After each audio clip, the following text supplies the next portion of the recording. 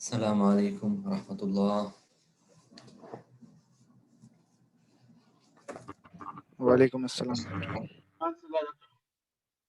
Yeah, beginning to say, I just have to start with an apology. I should have sent you that the graded homeworks, but I was experiencing problems with my email since last night, since yesterday morning. I started by sending the graded homeworks to the other class, I mean the morning class, and then halfway through the process, my email stopped sending, and that continued up to today in the noon, where I made a couple of tickets for the ITC to fix the problem, but they didn't so far. But I could find a way by erasing and erasing and erasing and erasing my emails so that I can have some sort of a storage area where I can send those. So lately, just very recently, I could send those for the other class. So tonight, inshallah, I'll be sending you the graded homeworks first and second, so that you can have a look at it, and then we can discuss whatever you want in it. So that's one thing to begin with. Our topic that we need to start discussing today is a continuation to what we have done earlier. Last time we were talking about the multi-effect or multiple effect evaporation or multiple effect desalination with thermal vapor compression, and we have seen the ejectors and locations of the ejectors. I mean, and maybe we could prove that locating the ejector in the middle of the effects would result in the best performance. Excuse me, Doctor. We proved mathematically, as well as finding that many of the plants do that, at least the one in Jubail. Yes, excuse me, somebody had a question? Yes, Doctor. Mustafa. Yes, please. Doctor, I want to add something. I'm also grading a few courses, but whenever we deduct marks, we put comments so that the student can know from where we are deducting marks. Yeah, this is what I expected. In this case, I asked him actually to put as much details as needed. he is providing will see nothing that. and he is deducting more than half marks. So I mean, if 50 marks and he is giving 20 out of 50, and Yeah, he- you will. no, Did you receive? I have not yet distributed the graded homework, so I'm going to supply it to you. Just look at it and let's discuss whatever you think is not fair. And then that might be useful. It's the first batch we receive from the grader.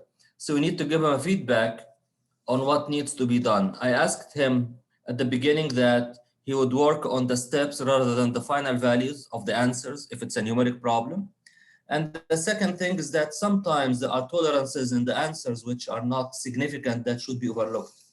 So what did he do exactly? You'll be looking at your papers. I'll send it to you tonight, all the papers.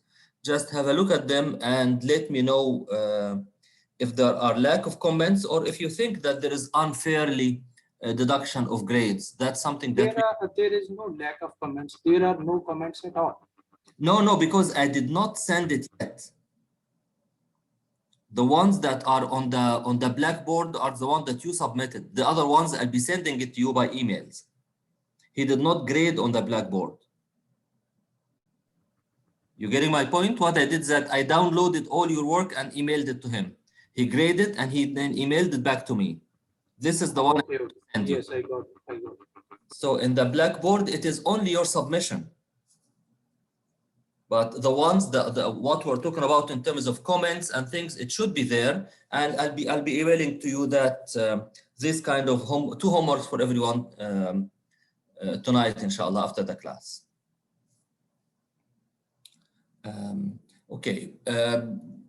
Yeah, we talked about the MED with TVC last time, and the issue of location of the TVC in the middle is something that we found that it makes sense finding it in one of the plants, and mathematically also it would make sense that it would be the best location for the TVC in the plant.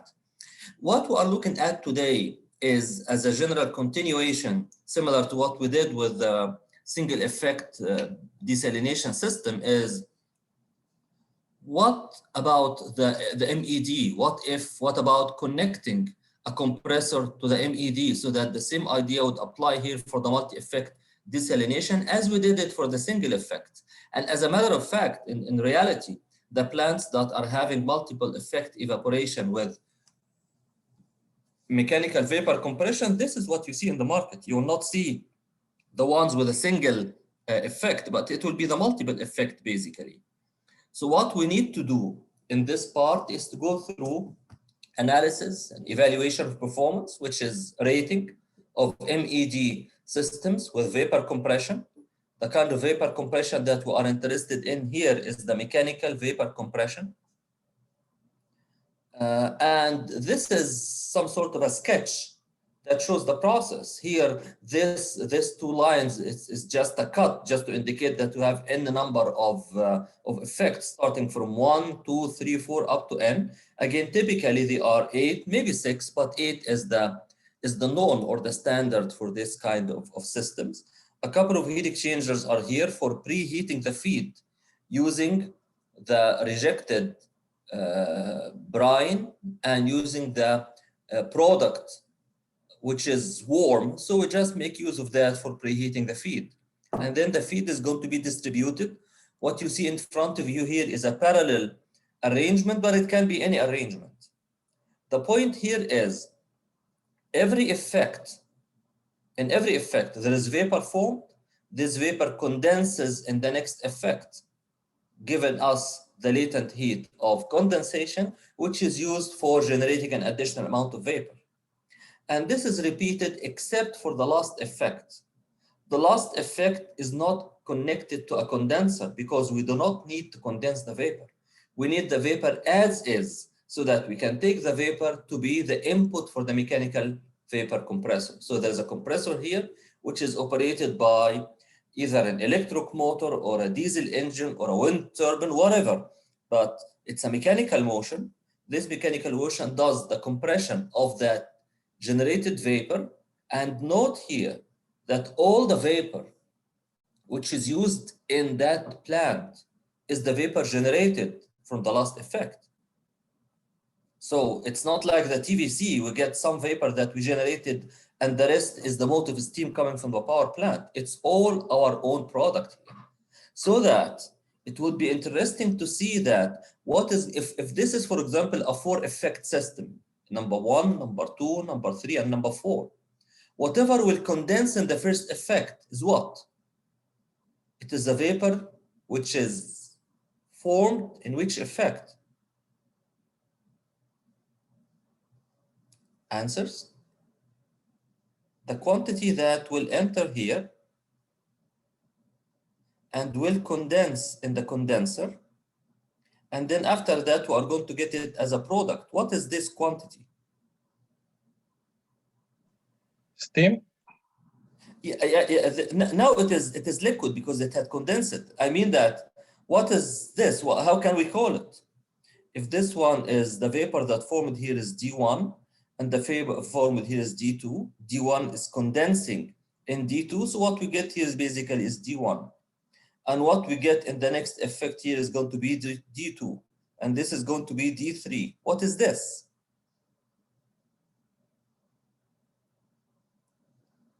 We don't have external steam coming from the power plant in this case.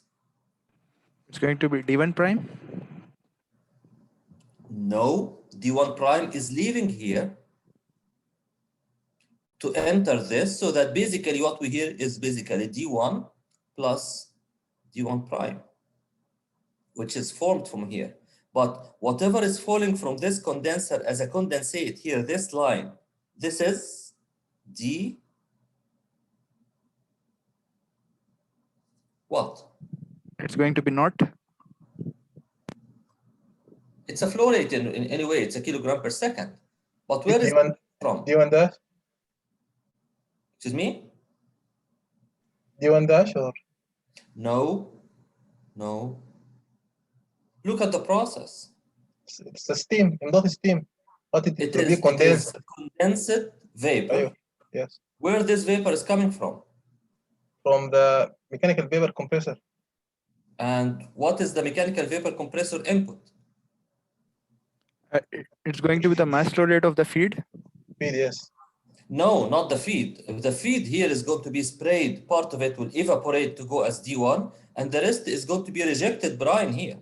But I'm talking about this product, which is coming here. It's basically D4. Why 4? Because we have taken the vapor from here. And the vapor was the thing that has been compressed here. So basically, this is D4. To be frank, to be more accurate, it's D4 plus D4 dash, which is D4 dash is whatever has been formed here. Both of these are joining together as the inlet for the mechanical compressor. They will be compressed, superheated until this condition of m dot steam, and this is basically D4 plus D4 prime. This is what is going to condense inside that, then we are going to collect it here as liquid water. So it's D4 plus D4 prime. So what we are getting here from the first, normally the first effect, the vapor which condenses in is what we are getting from an external power plant. So we return it back again to the power plant, but not in the mechanical vapor compression. Because in the mechanical vapor compression, we are compressing part of our own product. We are compressing whatever vapor has formed by boiling at effect number 4 and by flashing in the flash box number 4. This D4 dash plus D4 are the ones who are going to be in the suction side of the compressor, so that they will be compressed to a higher pressure and temperature, and then they will condense. When they condense, this is our product because we have produced it already in our system. Are you getting the difference? Is it clear? Yes, fine, doctor. Okay. So actually, I have to tell you that I had one student who just registered to work with me on his master. That was just after Khalid Abdel Basit finished, who did the issue of the TVC and the best location for the TVC. Then we had a student, his name was Saddam. And Saddam actually started, we started asking this question: what about this? Can we have different locations for the suction of the compressor? The answer was no, we cannot. Because if we have to put or to extract from any location, then what about the vapor that will form at 4? Then we need to condense that. There's no further units here to condense, which means that if I took the vapor from here to go for a compressor, then we are going to lose part of the vapor that will form, that should be heating the next effect, and that would result in a smaller amount of vapor here, and then we have to have a condenser. So the point here, we have to extract the vapor always from the last effect. Last effect vapor is the input to our compressor. Other than that, we have just did the analysis. We did it for a single effect, but you know what's the difference between single effect and multiple effects. So that's something that I would assume that you know it well now. This is another layout for the system. And again, it's a parallel feed arrangement. We got that, by the way, from the website of the company, one of the French companies, which is very famous in producing desalinated water. It is Sidem, and a part of it is Veolia. Veolia is a famous name here in the kingdom that you can find. It's basically working in desalination systems, although their focus now is on the RO systems in general. But they have a headquarters in Riyadh, where the one who's the manager of the headquarters was a graduate from our department, KFPM, and he took that course of thermal desalination system, the undergraduate course, with me. So he had his link with water desalination before he graduated. So we extract the vapor from the last effect, whatever vapor that will form here by evaporation. We are going to take it to the suction side of the compressor. It will be compressed to superheated vapor. This superheated vapor is whatever is going to condense in the condenser of the first effect, generating the vapor, which is basically D1, and condensing, if this is 3 effects, so this is supposed to be D3. D1 is going to condense here, so we're going to collect D1 here. It will generate vapor D2 that will condense here, and here we are getting D2, and then the product at the end is going to be M dot D, which is D1 plus D2 plus D3. What you see in front of you is a parallel cross arrangement. Why did I say that? Parallel definitely because the feed is distributed in parallel, as you can see here. Why parallel cross? Because the vapor, the brine which is leaving one effect is admitted to the bottom of the next effect. So additional flashing can occur here. And the same thing applies here. Additional flashing occurs.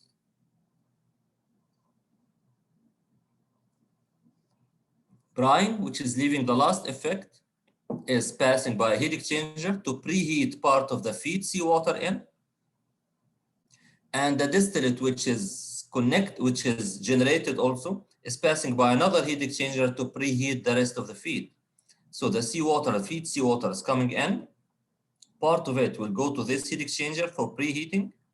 The rest, or another part, is going to go for this heat exchanger for preheating. And if you don't need lots of preheating, you can pass or bypass the heat exchangers by just having a quantity of the feed water which is going to the sprayed or to be sprayed on the effects anyway. This is a unit which is located in Oman. The unit has been manufactured by Veolia, which is a part of Sidem, that French company. They have a couple of units. Each one is producing 500 cubic meters per day. So they have a total productivity of 1,000 cubic meters or 1,000 tons of sweet water on a daily basis. It's located in a place called Al Ghalila in Sultanate Oman. The units are actually the units, the evaporators themselves, they are the same, be it mechanical vapor compression, thermal vapor compression, anyway, whatever it is, even for the absorption. It is basically the issue of how you are dealing with the vapor. But the process is the process. Whatever vapor will form in one effect, it will be condensed in the following effect, and so on. And then the kind of distribution of the feed, it can be forward or parallel cross, or even backward. But the process, I mean, going from one effect to the next one, it's exactly the same among all different types of MED systems. As I mentioned, the only difference is that, are we using external steam for the first effect, or are we using partial steam in the first effect from the power plant and the rest is from a TVC, or are we using a mechanical vapor compression, or are using the unit is working in association or integrated to an absorption system, whatever. But when it comes to the analysis of each one of the effects, it's exactly the same as we did earlier. So for every effect, there is a vapor space, there is a demister, mist eliminator, tube bundles for condensation of the vapor inside and evaporation of the sprayed seawater outside, nozzles for sprayers, and a brine pool to collect the brine at the bottom of the effect. Vapor moves always from left to right. So the vapor from the effect number 1 will go to the next effect number 2. Whatever will form effect number 2 is going to go to number 3. Whatever will form in number 3 is going to go to number 4. So the flow of the vapor is going in this direction. Now the feed here, it depends on whether it is forward feed, then it will also go from left to right. If it's a parallel feed, then the feed is going to be from top to bottom because the distribution goes this way. Then you have sprayers here, sprayers here, sprayers here, and these are the different effects that we have with the system that we are investigating. In mechanical vapor compressors or mechanical vapor compression systems are characterized by having no condenser. No condenser is there. Why is that? because the vapor which is leaving the last effect is the vapor which is taken to enter into the compressor suction side. It will be compressed, and this is going to be our steam. So we don't need a condenser for this, which is exactly what we mentioned when we talked about the single effect evaporation system, that we don't need a condenser, but rather we need a couple of heat exchangers for preheating the feed. But the streams that are leaving the unit are leaving in a liquid phase. The compressed vapor is introduced into the tube side in the first effect, where it will be desuperheated, it will condense to liquid, and then it will be collected as product. But as it condenses, it is going to release its latent heat of condensation, which is going to heat the sprayed feed seawater on the outer side of the tubes to the saturation temperature of this effect, evaporate part of it. The vapor that will form is going to be the source of heat for the next effect, which is basically, this is what's being said in this slide here. So the sprayed brine, which is going, or the seawater sprayed, is going to make like a thin film on the outer side of the tubes. And this thin film will be heated to the saturation temperature, and then evaporation is going to start. The brine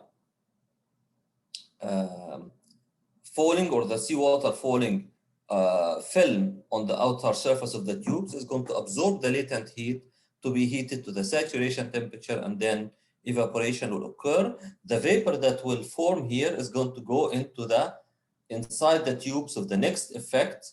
It will condense there, and hence given off its latent heat to generate another quantity of vapor, and so on. This is going to repeat until the last effect. In the last effect, effect number N, the vapor that will form is going to go to the inlet side of the compressor, so that it will be compressed to high pressure and temperature.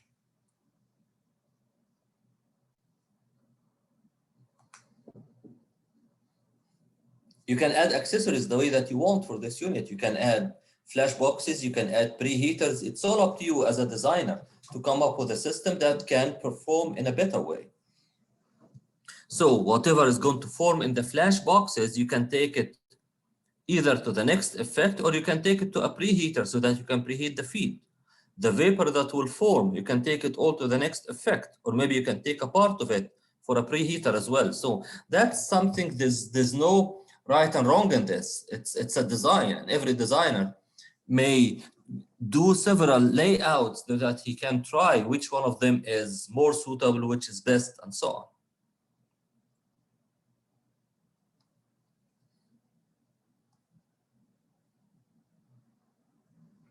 Yes, so I have removed the down condenser because all the vapor that has been formed in the last effect is going to the compressor. So you don't need a condenser, because you don't need to condense this quantity. It will condense already in the first effect after being preheated to high temperature, so that it will be the source of heat in the first effect.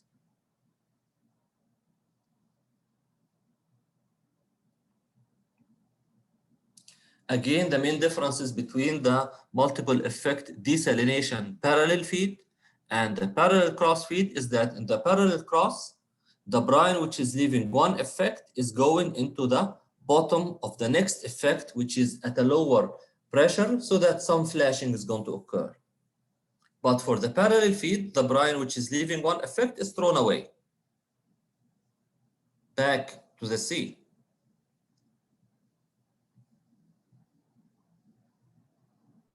Yeah, here we're talking about the flash of vapors, so it's just what I mentioned. And when we talk about the parallel systems, then we have either parallel feed or parallel cross MED system. What we see here in front of us is, again, this is a repetition. There's nothing new in what you see here in front of you. This is the mass balance of an effect number N, for example.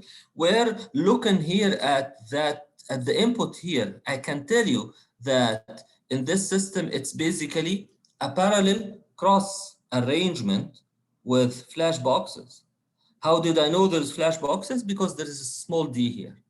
How do I know that it's a parallel cross arrangement? Is that because there is another quantity that has been flashed here. So there is flashing that occurred in the flash box, and there's flashing that occurred at the bottom of the effect here due to the difference in pressure. So that's why we have those three components here, the mass flow rates N. If we don't have these two components and it's just capital DI, then it's a simple MED system with no flash boxes. And it's either forward or parallel. But whenever we have one component, it means that we have flash boxes. Two components is that we have flash boxes and we have parallel cross arrangement. Maybe one component only or one small d, it means that it can be a parallel cross arrangement without a flash box. So that's something you can say when you look at what are the flow rates that are coming into the tube side of the effect. This flow here, as the brine leaving the previous effect and entering the bottom of this effect, it means definitely it's a parallel cross arrangement. And then the combination of the distillate that has been formed and collected previously is going to join here this effect, and then it will be increased a little bit by this quantity which is coming in and go to the next effect and so on. So the flash boxes is receiving the product water, it will add into it whatever is coming from the current effect, and then it will move to the next effect and so on. What we see here, I can tell that this is a unit that does not have preheaters. How did I know that? I need someone to tell me that. How did I know that from the figure that this is a system with no preheaters? You know the feed preheaters, definitely, which are located on the top of the effect to preheat the feed. This unit do not have a feed preheater.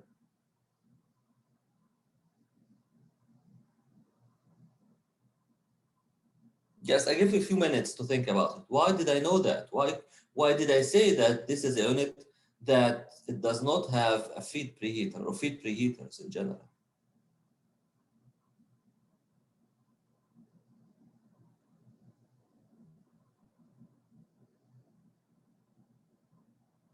Any ideas?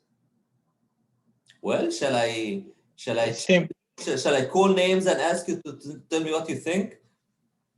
Yes, somebody say something. Yeah, go ahead. I think the steam generated in the compressor will be enough to heat, so there is no need to preheat the feed.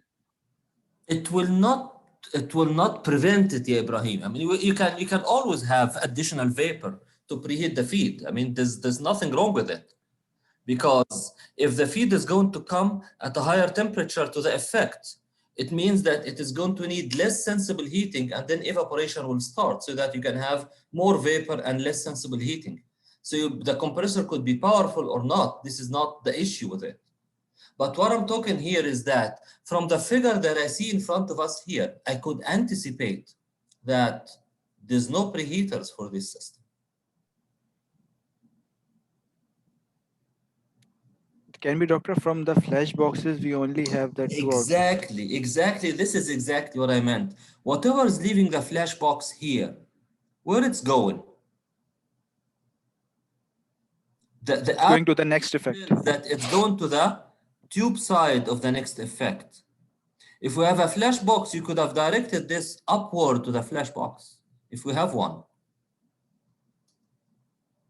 And probably this quantity, which is leaving here, you could have taken, or the quantity which is leaving here, you could have taken part of it to enter into the flash box for preheating of the feed.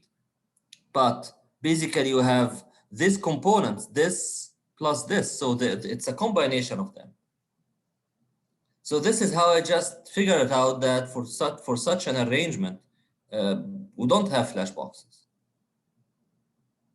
Again, this is not sacred kind of thing. Maybe people would say, or someone would say that, well, I'm going to have that small DI that I'm going to take, I'll take for the flash box, and then I don't need this. Yes, that can happen. Although in this case, again, we would not have all of these coming in. Maybe one of them will not be there because it will go to the flash box. But anyway, that's, I'm just thinking loudly of the idea that the system layout can have endless number of possibilities. You can have flash boxes, you may not have it. You can have flash boxes so that the flow coming in it will be part of the formed vapor, or maybe the whole formed vapor would go here first, or maybe only the part that has flashed in. So that's something which is left to any designer based on the way that he wants. Which is best in heat recovery, the flash boxes or preheaters? It's a matter of, if you remember, the flash boxes are providing us with a certain amount of product, which is a little bit higher than what is flashed here at the bottom of the effects. Maybe this is what I can tell you from the results, but is it better to have a flash box and take whatever coming from the flash box to the next effect, or take it into a preheater? That's something you need to make analysis to answer this question, which means that you need to come up with a system of certain number of effects and try, what if I do this, or what if I do that, and so on. Okay. So there's no definite answer to your question.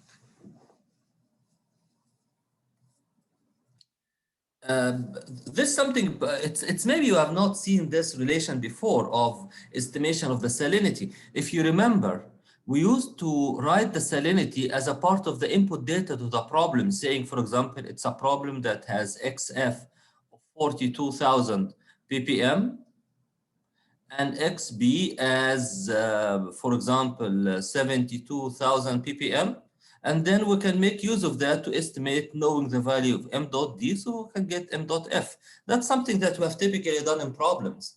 But XB has been monitored by some investigators, including the author of the book, Hisham al-Dusuqi, and Hisham al-Tuni, and they came up with some sort of an approximation for estimation of the value of XP as a function of TB.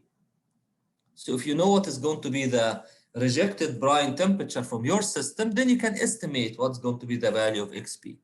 Again, that's something which is not sacred, but it's something that gives you some sort of an acceptable range or a first guess of the level of XP. What would it be? Can we make use of it in our analysis? Yes, we can. Why not? So this equation is used to reject, to calculate the reject salinity as a function of its temperature.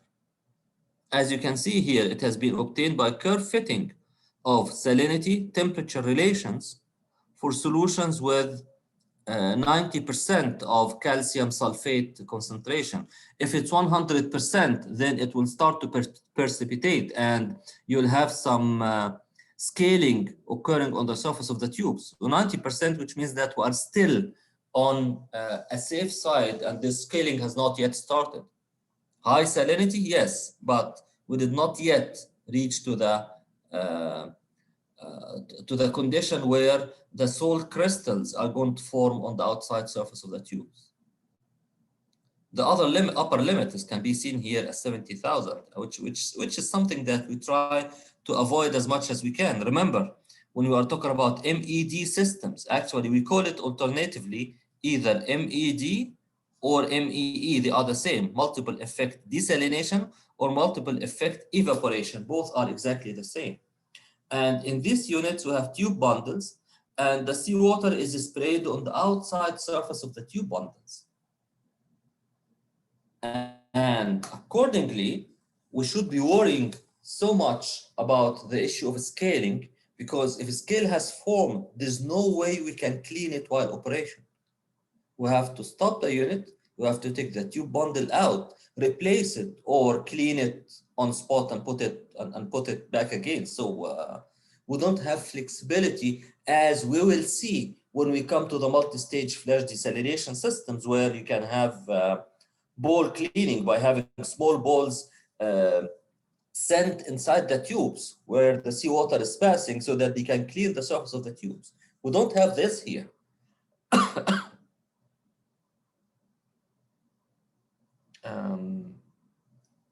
We have seen the mass balance before, so this is the energy balance. I will not talk about it because that's something that we discussed before. Right-hand side is sensible heating and evaporation of the vapor. Sensible heating for the sprayed amount, all of it is sensibly heated from TF to TI, saturation temperature at that state, and part of the vapor that will form here. How heat is coming here? It's a parallel cross arrangement. So there is vapor formed in the previous effect. There is vapor coming by flashing from the flash box, and there is vapor coming by flashing inside the previous effect. So all of these are coming as vapors. They are going to condense inside. They will give their latent heat for sensible heating and evaporation of some of the water that we have. Here I'm putting this kind of frames so that you can see where these values are coming from. So this is basically, it's coming as saturated vapor. It will leave a saturated liquid. The difference of this energy and that energy is the flow rate into HFG of each one of these components. Then the feed, which is coming in, it will first be heated from TF to TI, and after that, part of it is going to be converted into vapor. This is the nomenclature. What do I mean by D and D dash, HFG, CP, and temperature of the effect as well as the feed temperature. Again, temperature of the vapor is less than the salt temperature by boiling point elevation, and temperature of the condensing stream is less than the temperature of the saturated stream by the boiling point elevation, in addition to some other losses associated with the pipelines, friction losses, flow across the demister. It's again, any restriction results in a pressure loss. So some pressure loss is associated with this one as well, and temperature loss due to the condensation process.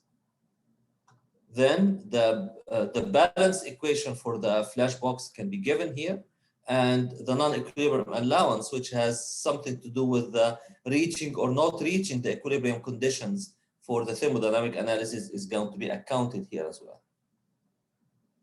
And then the flash box balance is given here. The previous balance here was the flashing inside the effect. You know, for the parallel cross arrangement, you have the feed coming from the previous effect is going to enter to that effect, and it's coming at a higher pressure, so flashing is going to occur. And in flash boxes, this is the energy balance for the flash box. Again, the non-equilibrium allowance values are given here. And the whole energy balance for calculating the surface area, the top equations here you have seen before in the figure. What we did add here is that we added a couple of components here, because in every effect, there is a sensible heating part and there is latent part.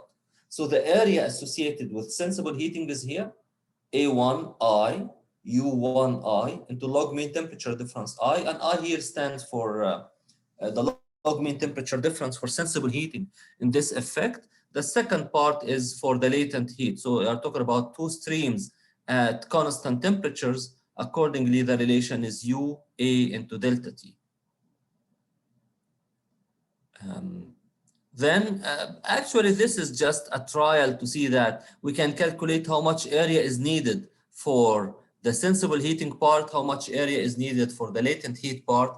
Definitely, the area needed for the latent heat part is much bigger, to the extent that sometimes we neglect the area needed for the sensible heating, but I would not do that for parallel or parallel cross arrangement. We can do it for the definitely easily. You can do it for the forward feed, because in the forward feed we assume that the brine rejected in every effect is rejected at its saturation temperature.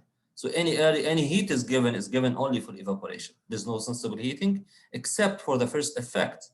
We've seen that in the example, the numeric example that we solved last time.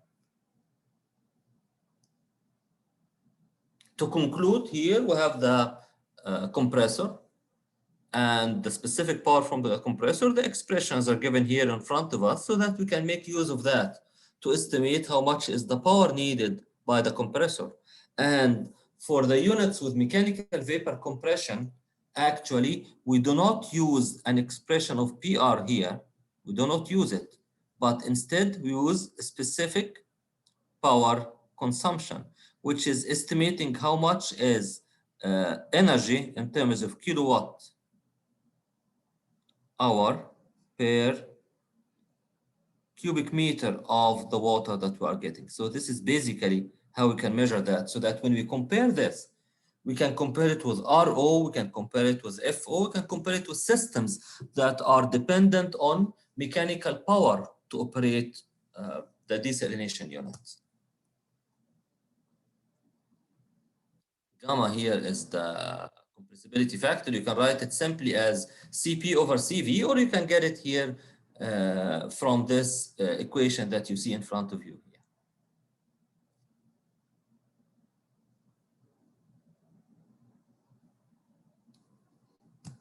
Okay, then the preheaters are busy. We have a couple of preheaters, and the analysis of the preheaters, again, we don't have to go through it in details because we have done that for the single effect evaporation, and there's no difference. The kind of energy associated with rejected brine, it's going to transfer its energy to the seawater coming in so that it would heat the seawater from T cooling water to TF, while the brine is being cooled down from T brine to T node, which is some lower temperature. The other heat exchanger, which is the heat exchanger that has the rest of the seawater passing in, and inside the tubes we have the desalinated water that has formed, which is warm, and it will transfer its energy to the coming seawater so that the seawater will be heated from T cooling water to TF, whereas the desalinated water, which is the product, will be cooling down from TD, T distillate, to T node, which is some lower temperature, so that energy transfer for preheating the feed can take place in these two heat exchangers. And we have seen that before, that this is the analysis here for the two heat exchangers together, that Q for the heaters or the preheaters is m dot feed Cp TF minus T cooling water. But as a matter of fact, part of this m dot F is going through the heat exchanger of the rejected brine, and the rest is going for the heat exchanger of the distillate. And this is what you see here. There is heat loss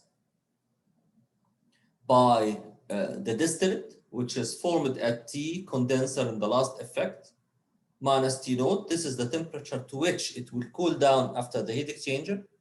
And the brine is leaving at a temperature Tn. It will cool down into its heat exchanger to T node.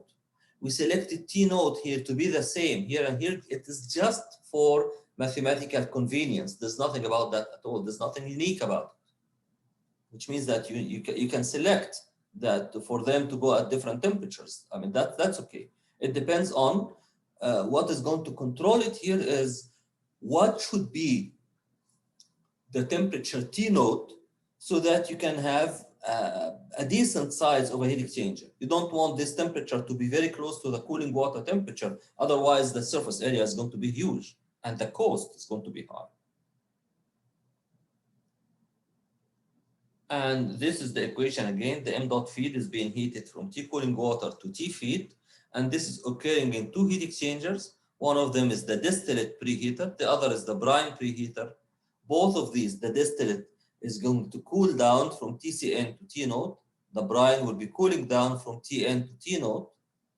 And both of these are going to heat the feed from T cooling water to TF. In reality, the feed is going to be split into two streams. One of them will be exchanging heat with this, and the other will be exchanging heat with that. And areas can be calculated based on that. You can calculate the area of each one of these two heat exchangers.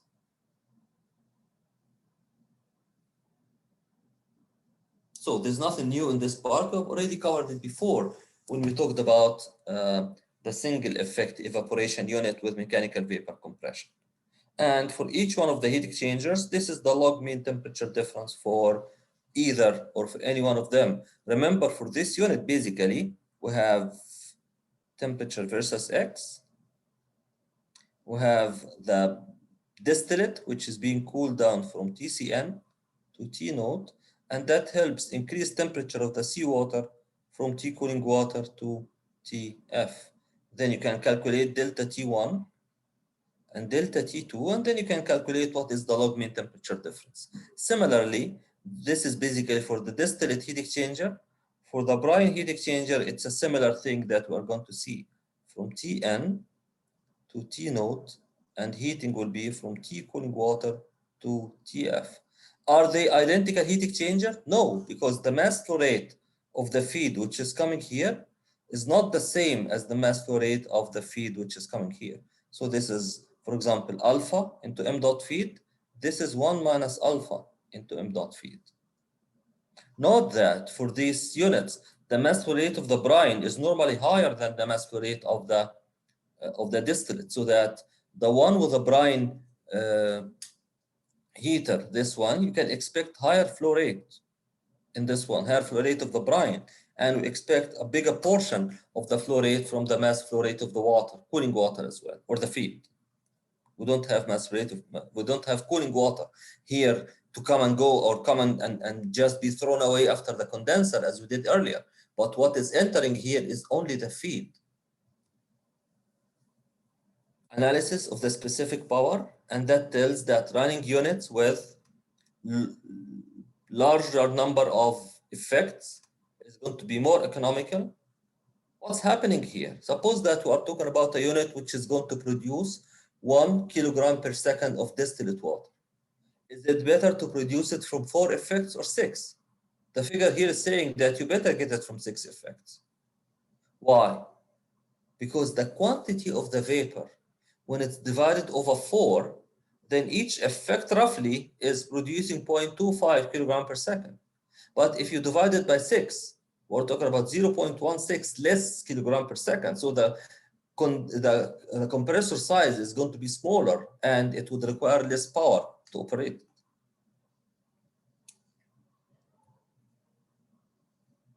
And I'm showing you here the power as a function, but just quickly, what I just stated is it can be used for this kind of estimate. This is one thing. The second here is that when we are talking about temperatures of 90, 80, 70, 60, 50, that might be the temperature of the vapor. And you will see here that the 90 degrees centigrade has lower power compared to the 50. So the higher the temperature, the less the power that you would consume. And that definitely is because of having specific volume as a part of the equation. You know the expression for the specific volume for the vapor. At high temperature or pressure, the specific volume is smaller. The lower the temperature or the lower the pressure, you have higher specific volume.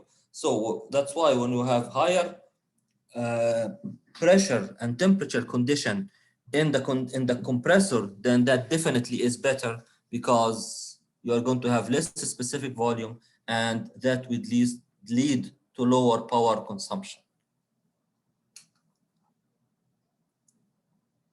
Specific heat transfer area, it's not a strong function of the temperature. Definitely, I would expect at higher temperature, area is going to be smaller, but here you can see that it's an insignificant effect. I'm talking about the variation of the temperature within a bundle of a system of 4 effects or another system of 6 effects. But definitely, increasing the number of effects is going to increase the surface area because each effect is having 2 bundles in, and accordingly, it has higher heat transfer area. This is another layout of the system that probably I saw this this picture on the net, and I thought that, well, it looks nice. Let me bring it and put it here to share it with you so that you can just see a sketch of a unit like this. The ejectors are found here. You can see here there are ejectors to get rid of the non-condensable gases. So the ejectors are not here as a thermal vapor compression units. They are only located here because of getting rid of the non-condensable gases. Horizontal tube bundle, this is what you see here. And basically you have seen earlier that this is better in terms of heat transfer characteristics because it results in a higher heat transfer coefficient.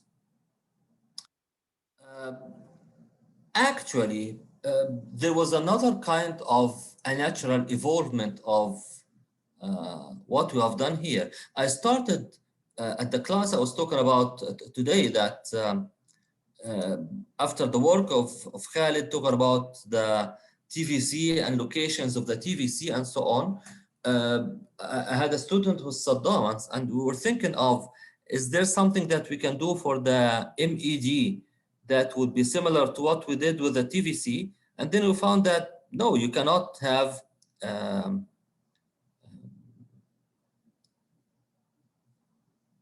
your condenser cannot be located at other locations but the last effect. So when we are talking about a compressor here,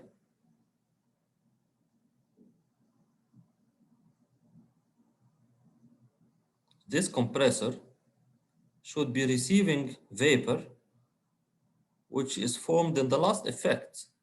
There's no other option. Otherwise, we are going to require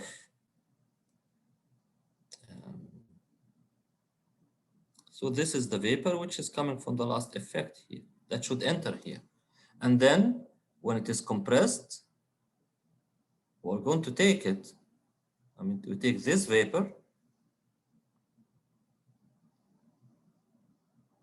and it will be admitted to the inside of the unit here as a heat source.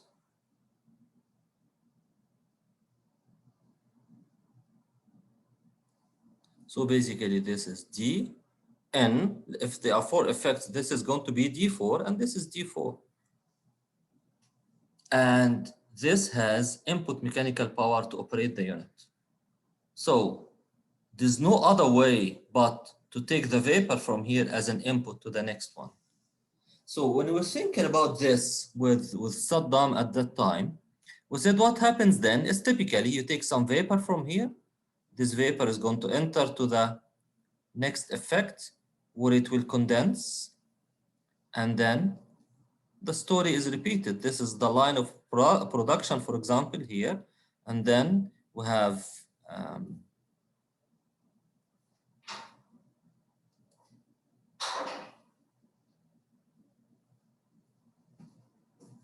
the same thing is being repeated for the next effect. The vapor that will form from here is going to enter inside the tubes and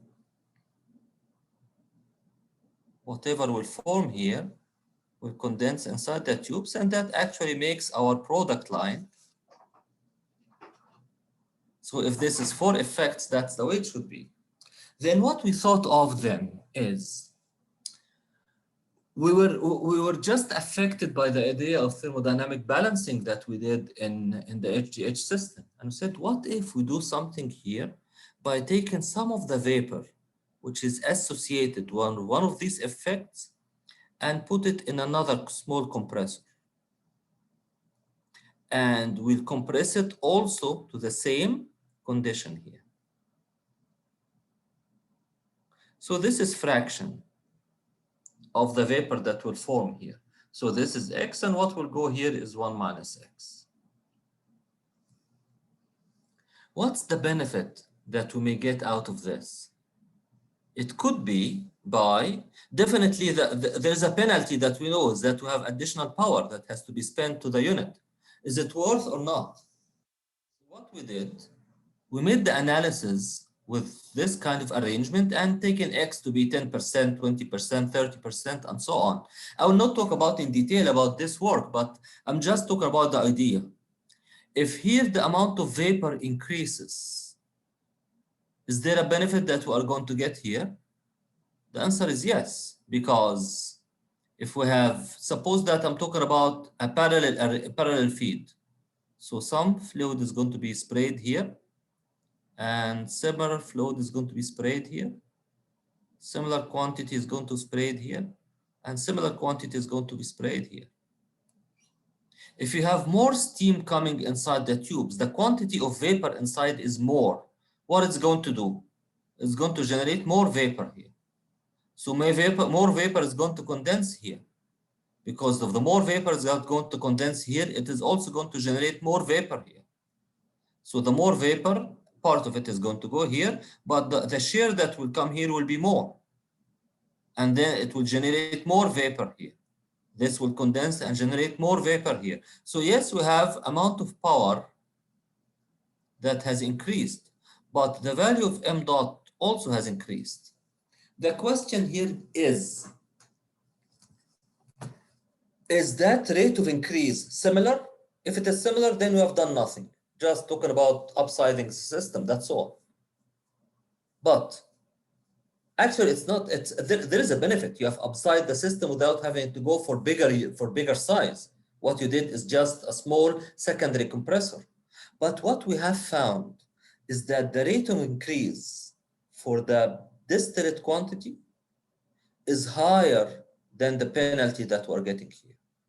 So we ended up with units with higher specific power consumption has increased, which is how much power needed to produce 1 cubic meter of water. The productivity has increased, and it has increased significantly because what we did here, we have just increased or we just compressed some vapor taken from one effect, but its effect has touched all of them because the quantity of vapor came here higher, generated higher amount of vapor, generated higher amount of vapor here, generated higher amount of vapor here. So it has been increased by a number of folds. It's not 2 times, 3 times, 4 times. It's significantly led to an increase in the vapor formed in every one of the effects. Actually, this idea of mechanical vapor compression with an additional a micro compressor or a small secondary compressor, the idea was, okay, I mean, we published that, it was a conference, I think, and then we patented the idea. The patent has been published last year as a new idea that can be done to improve the performance of the unit. And I think the patent, it's already published. So if you just search for patents online for the mechanical vapor compression unit, you're going to find this as one of the ideas just we thought of, we proved it, and then after that, we have just registered it as a new idea. So it is this kind, that sometimes you think of something which is unusual. You may try it, it may or may not work. If it worked, then fine, you have papers and patents. If it didn't work, it is just a good practice that you have done. Now for the like 15 minutes that are left in the class, I might be able to share that patent with you. I'm going to upload it to the Blackboard as well so that you can have a look. Looking at it, it's nice in terms of 2 things. Number 1, it has the idea. Number 2, we write the patent ourselves. And after that, we submit it to the Intellectual Property Office here in Dhahran Techno Valley. And then what they do, they just make something called a patent search. They make a search to see if this idea has been done by somebody else before. And if not, they send it to an attorney office. And they are dealing with an attorney office in the US so that we can register all our patents as US patents. The attorney office there, what does they do? They rewrite the whole thing so that you will see that the way it is written in terms of expressions that are legal kind of expressions. So it's not very technical, but it's legal. But what is important in every patent is what kind of the claims that you would like or you would have in. So I'm going to share that with you so that if you have time, just look at it. And it's not only the idea, I just talked about the idea here, but the way that the whole thing is being rewritten, they have special ways of doing the figures and special ways of writing the text in there, some sort of, I would say, a legal language or legal way of expressing the ideas. You didn't think to add another compressor? I mean, the third one? We did, but we did not get a benefit. Actually, I asked Saddam at that time, why don't we add a compressor associated with every one of the effects? We found that at the end, that one compressor is good enough. Otherwise, you are going to spend more power than the benefit that you are going to get. Okay.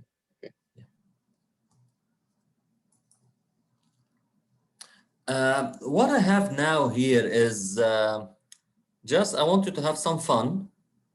And having the fun here is going to be done by having this as some sort of a puzzle.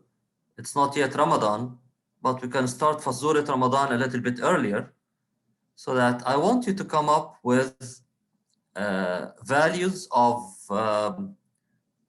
mass flow rates that are going to replace these question marks. I can see here that you are basically 8. We can make we can distribute you to four groups, each group of 2 persons, for example. And I want you just to work it out so that you can just come up with values for these question marks. This is a good exercise in the sense that it would enable you to identify what are the flow rates. If you identify the flow rates correctly, then you can definitely, as a next step, be able to write the energy balance correctly, which is evolving from the mass balance right away. So you can have one of 2 things. Either I can leave you some time so everyone alone can think about it, or you can work at it together. I think working as 2 is going to be better than 1, so that you can have a way to discuss it with each other. So let me see here, where do this kind of breaking down of the rooms. Yes, breakdown rooms. We are going to have 4 rooms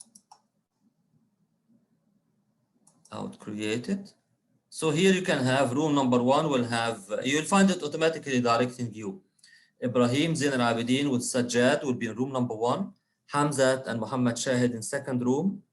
Ismail and Generous in the 3rd room. And then Muhannad and Muzaffar will be in the 4th room. So I'm opening the rooms now. You have, shall we say, I mean, something like 7 to 8 minutes will be good enough for this. So please join the rooms then. You can get back to this place to see the figure, or I can put the figure in Blackboard if you like now, so that you can see it there.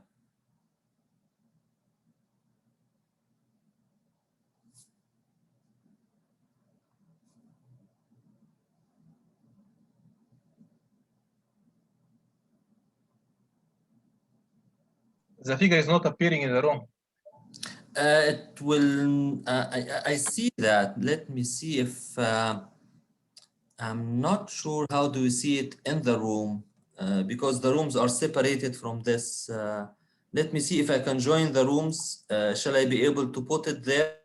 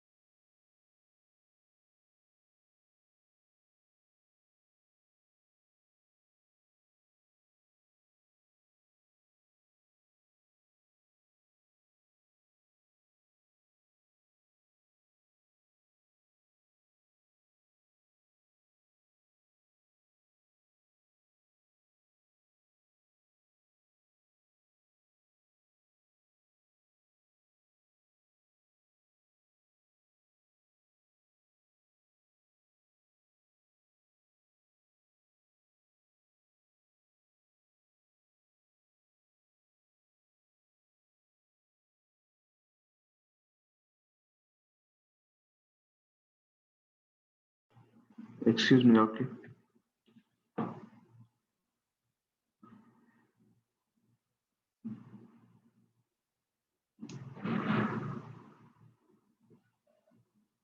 Hello, doctor.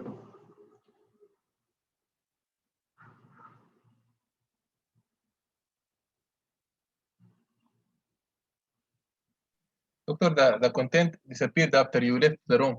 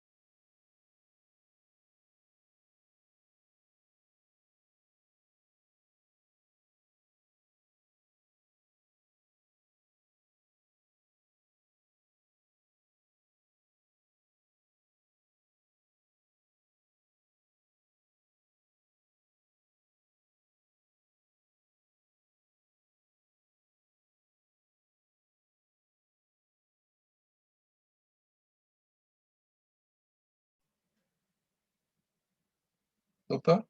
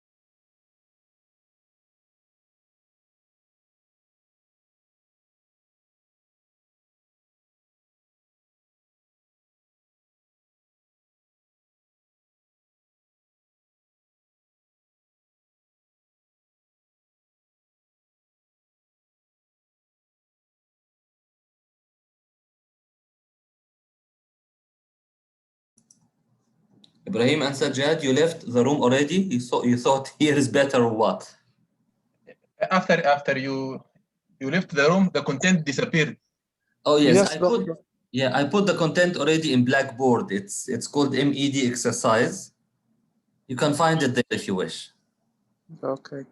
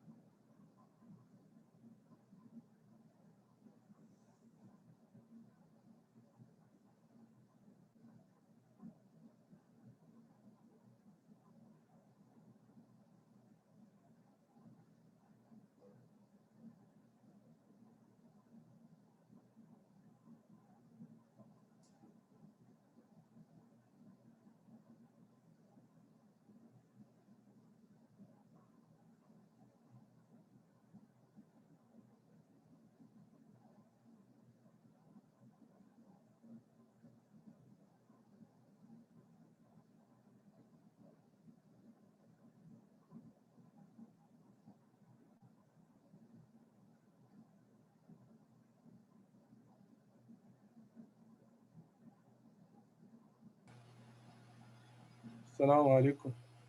Alaikum assalam wa rahmatullah.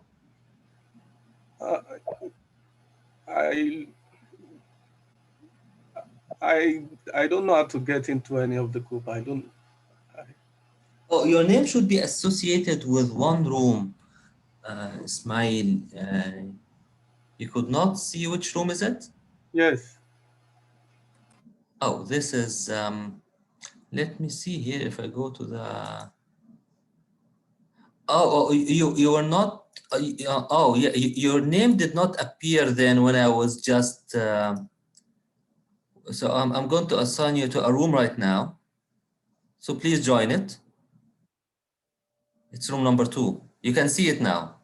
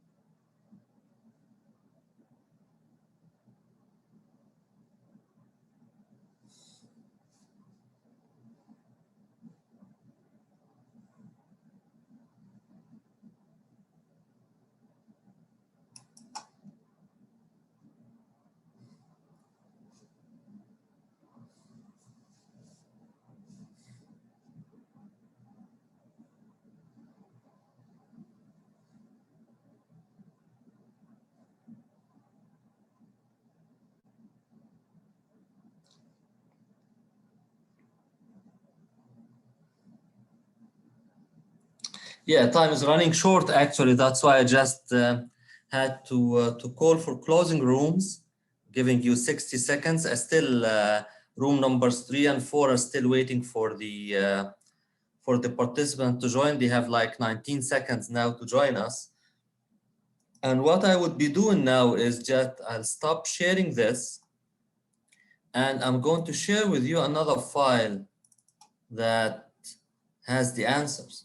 So at least maybe you did not have enough time to solve it all, but at least you had an opportunity to think about it, which is basically what I wanted you to do. So if you have solved it partially, you can compare your solution, what you see in front of you here. Now, because the time is up for the class, so I'm going to post this file as well that you see in front of you, I'm going to post it in Blackboard. And just have a time on it, think about it, and then if you have an issue or something, then we can discuss it by the beginning of our next class. So that would be it for today. As I mentioned, I'm going to leave a copy of this file in Blackboard so that you can just have a look at it, compare it with the one that you have. If you did not finish this, I would recommend that you don't open that solution until you'd work it out by yourself and then do the comparison. Because it's not a matter of having this as the MVC, mechanical vapor compression system, but if you have like flash boxes and you need to see how the flow rates are coming in and going out, then you better work it out in details. So I'll see you next Monday, inshallah, shabab. Doctor, the midterm will be up to this point? Yes, the midterm is going to be up to the end of mechanical vapor compression system. That's right. Thank you. Doctor, please don't forget to share the recorded lecture and yes, I'm going. That's why presentations. I'm dedicating tonight so that I can download all the lectures, and then inshallah tonight you'll find them all posted. Thank you. Thank you. Appreciate this. يعطيك العافية دكتور. الله يعافيكم شباب، نشوفكم على خير ان شاء الله. Thank you doctor. السلام عليكم. عليكم السلام ورحمة الله.